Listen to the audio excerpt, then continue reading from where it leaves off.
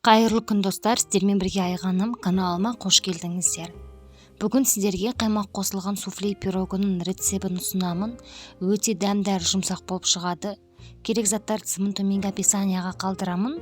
Видеоның соңына дейін көріп, каналыма тіркеліп лайк басуды ұмытпаңыздар достар. Алдымен ыдысқа ұнды електен өткізіп саламыз. Үстіне 1 шай қасық қопсытқыш және де салқын сары май саламыз.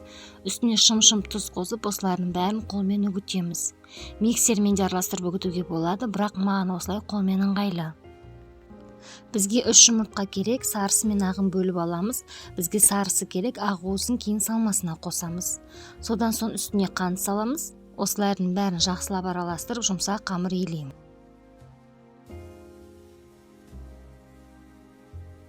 Біздің қамырымыз қолға жабыспайтын, әрі жұмсақ болу керек. Енді осы қамырды салмасын дайындағанша холодильникке салафанға салып қоя тұрамыз. Салмасына бізге қант, қаймақ, жүгері крахмалы және де 3 жұмыртқаның ағы керек. 600 грамм қаймаққа жүгері крахмалын қосамыз да жақсылап біркелкі болғанша араластырамыз.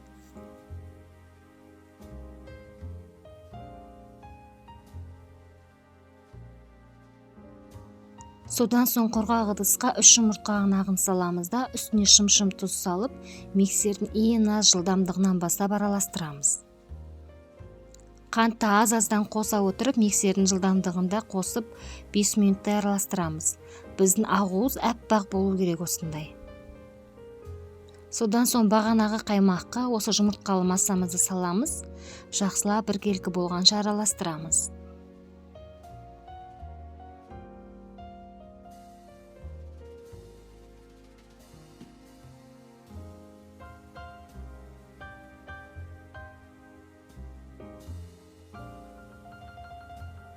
Міне достар, біздің пирогтың салмасы дайын. Мен пирогты осындай формада пісіремін, диаметрі 24 см. Енді қамырдың кішкене бөлігін осылай алып қаламыз. Ол кейінірек пирогтың бетіне керек болады. Қалған қамырды формаға осылай қолмен тегістеп жайып шығамыз.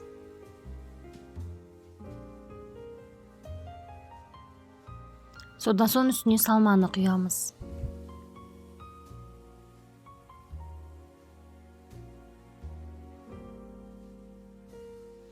Пирогтың бетін осылай лопатканың көмегімен тегістеп шығамыз. Содан соң бағана қалған кішкене қамырымызды салманың үстіне осылай үзіп-үзіп салып шығамыз. Немесе үкіштен өткізіп салсаңыздар да болады. Пирогты қызып тұрған пешке 180 градусқа 40-45 минуттай пісіріп алдым. Міне достар, біздің пирог дайын, бірақ пирогты ыстықтай формадан шығаруға болмайды. Кішкене суыған соң формадан шығарамыз. Біздің пирог өте биік болып көтерілді, суыған соң кішкене басылып қалды, бірақ маған бұл пирог өте қатты ұнады, сіздерге де ұнайтынына сенімдімін. Өте жұмсақ әрі дәмді болып шығады. Дәмін көреміз қазір, дәмі ауызда ериді. Видеоның соңына дейін көрсеңіздер, каналға тіркеліп лайк басып пікір қалдыруды ұмытпаңыздар достар. Сіздермен болған Айғаным.